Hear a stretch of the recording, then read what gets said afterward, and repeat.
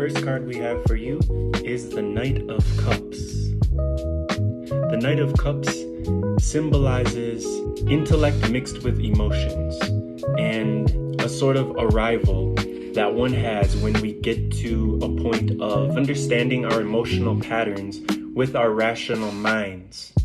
So it's balancing emotions and the driving force to push forward into those emotions, and also the pulling back force of intellectualizing and understanding them as well on an intellectual level and a level of cause and effect. The next card we have for you is the Mouse. The Mouse symbolizes quietness, smallness, and quick reproduction, flourishing, abundance, growth, as well as also being a pest, being something that is not welcome in the home, and also like straggling on, holding on to others for sustenance. Also coexisting with humanity, they are definitely symbolic of a little secret, a little squeak, a little secret. And there's something to do with having to have stayed quiet about it. Yeah, but with this Knight of Cups, you're starting to understand more about the decisions that you made to keep yourself safe in childhood. Next up is stagnation, blocked, changing into 40, release, which is also known as deliverance. With 12, it says blocking it, non-people. Noble one's constancy bears no fruit. Great goes, small comes. So this is basically just telling you it's blocked. Now this process of change, clearly as we can see, it is from blocked to deliverance. So there's going to be some movement. There's going to be some liberation and freedom gained in this change that is happening. And like I said, the power that you've gained to connect the two spheres of air and water, and also of your mind and your rational abilities and your organizational abilities with your emotions, and to utilize and wield that new ability to face things from the past that have not been spoken about and maybe that have been shamed. This is the energetic pattern that is happening for you. It's standstill, blockage. Yeah, blockage, you just cannot move. Basically, you have no choice but to have no choice, basically. That's what it's saying to me, is that you had no choice but to have no choice, okay? Now you have a choice, and now you can choose to free yourself, and you have chosen that. And I'm excited to see what the next card is gonna be. Next card is Kundalini Creatrix, Ace of Light Codes. Kundalini Creatrix, Ace of Light Codes.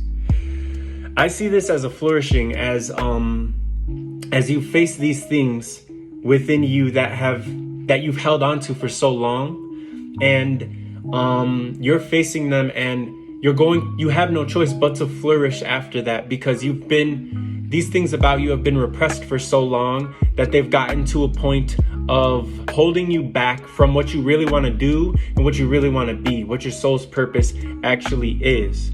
Now that you've made the choice to have a choice and to make the choice that you want to make, you have no choice but to flourish. And lastly, we have polarity, the duality of hope and despair, symbolized by the deer.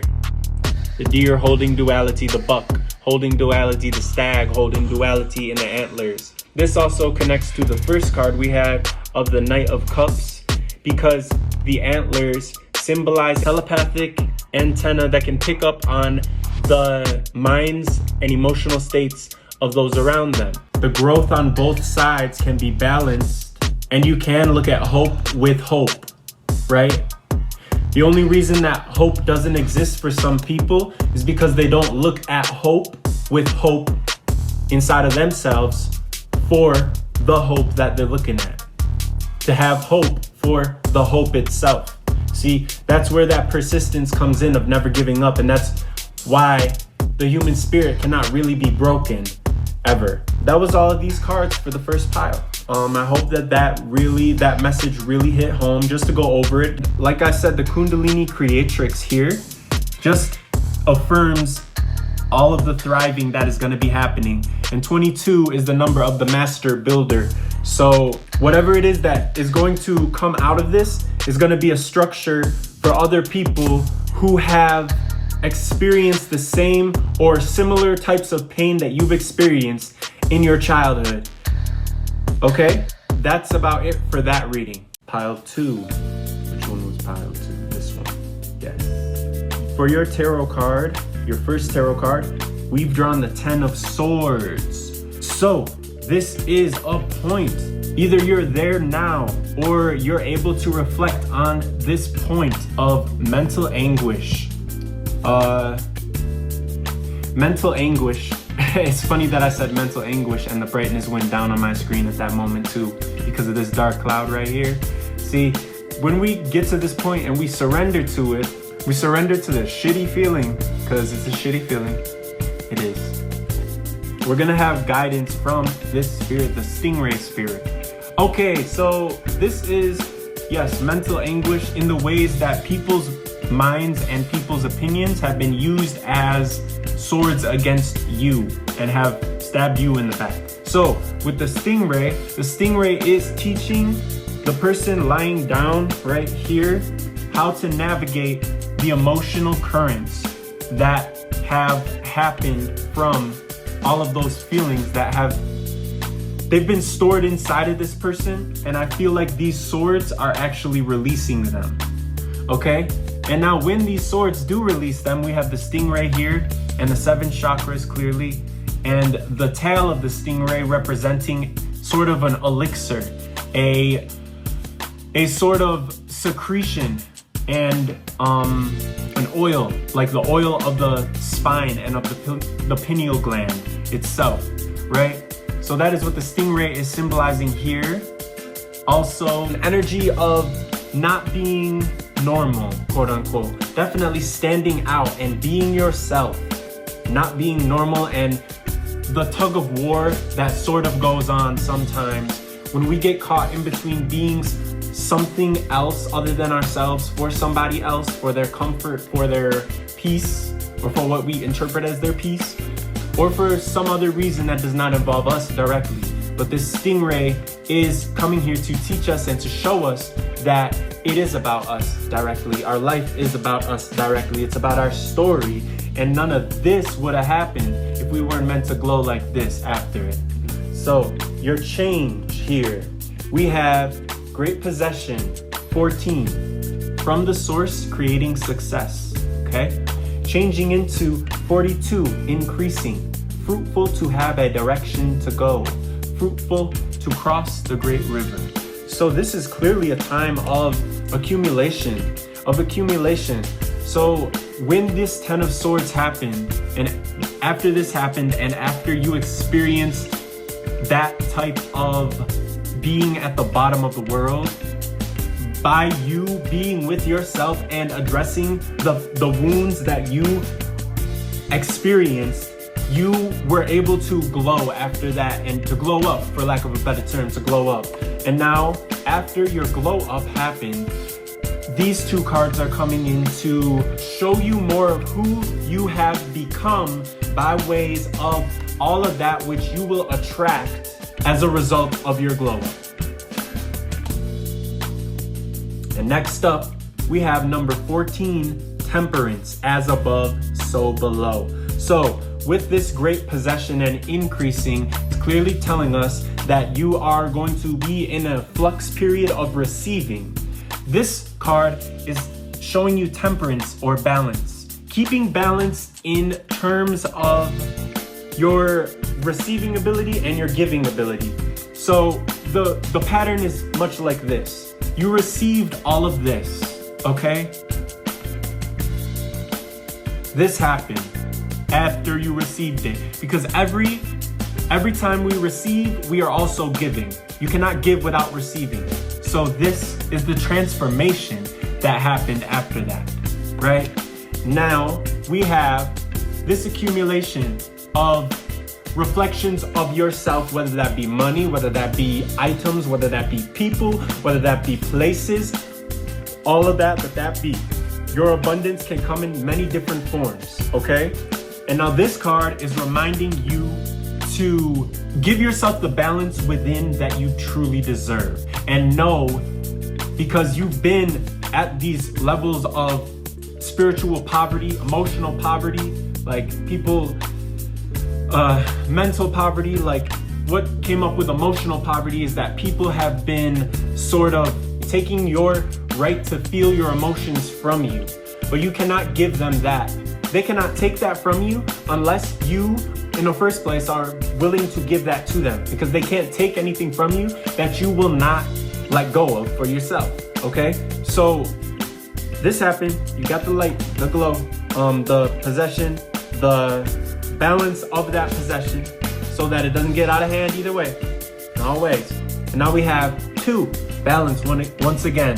So dealing with partnership, harmony, flexibility, give and take, exchange, relationships. It's definitely showing you that all of this that happened before has been leading you to this moment to be able to have the freedom to choose your life and what you really truly do want to experience, okay? And that's it for pile 2. Pile number 3, now it's your turn. First up, we have the 6 of Swords. So we see a woman and her baby on a boat with a man as well. And the man looks to be a warrior. He has a sword and also a large red fabric. And that is sticking out to me for some reason. Okay, so what this card has to do with, a lot of what it has to do with is travel. Clearly we see the woman on the boat, but it's more than just travel, it's travel through the emotion. Whoever you want to look at in this card, in some way, they are united. The man observing the baby and the mother is remembering his own mother's caring and just basically doing what had to be done in order to live, thrive, and provide the best that one can for one's child. And he's feeling that and relating to that. Those emotions are reflected in the water because all of them, really all 3 of them, are guiding each other through these emotional currents. And 6 is the number of family and of flow and of relationship. So family can be who we find ourselves around as well. Family has to do with earth. So the earth family, if you think of everything on earth, that is one family. Now, as we're going through these emotions, the turtle comes up also. Turtles represent longevity, they represent good health, they represent intention, slowness, aptitude to switch between water and earth. So the ability to swim through these emotions even if our boat sinks. So we have for the I Ching 35, advancing. Okay, so this is a point of a dawning, a point of you're starting to see the light. You're starting to embrace that there is always a dawn at that moment, and that it's not that you're waiting for signs, it's that the signs are waiting on you to make the choice to see them, because you do see them. You just gotta shift your focus, turn your head, turn your soul to what is being presented to you, which is that ability, which is the gift of connectedness through family, which reminds you that you are able to get around and that you're never without a home. You're never without a home, and you're starting to see the light about this, okay? Now, because you're seeing this light, you're activating a reservoir within yourself of emotional sustenance, emotional nurturance, emotional strength, and emotional fortitude, okay? So next up we have 35, the radiant feminine. Because she is being leaded and guided, she is going to shine in that way. And this can also be about your feminine energy and your ability to receive. So, priestess of light codes. And finally, we have the number 10. So this is a cycle of 10, a sequence of 10, a sequence of the masculine yang and the feminine yin together as one, expressing a frequency of masculine and feminine that shows who the masculine has become, who the feminine has become, and who the child has become, and how they are reflections of one another, and how these cycles that we go through throughout our lives are synchronized by the people that we meet and by the events that happen in our lives and the settings that we are at, the environments that we're in. And they teach us lessons and give us closure about things that we have repressed inside ourselves. Because what we're seeing and what we're experiencing in the outside world is these things inside of ourselves, because we are at all times projecting what we are and assuming what we are and being what we are, which is choice, which is the freedom to choose and autonomy. That's what life is. Life can be anything. Look at all the variations of life. It's all choice, right? So you've come to the completion of this cycle of having not valued your ability to look into the emotional waters, the depths of pain, sorrow, longing, betrayal, and see them for what they are and understand them and understand yourself even better, okay? You're no longer repressing that part. You are swimming through it, and you are at ease with the way that you're swimming through it, all right? You have seen the light, and since you have, you've realized your creative reservoir and your foundation being set in that whimsicality of your inner child. And you're honoring the divine feminine, again, the number 35, just like the I Ching card.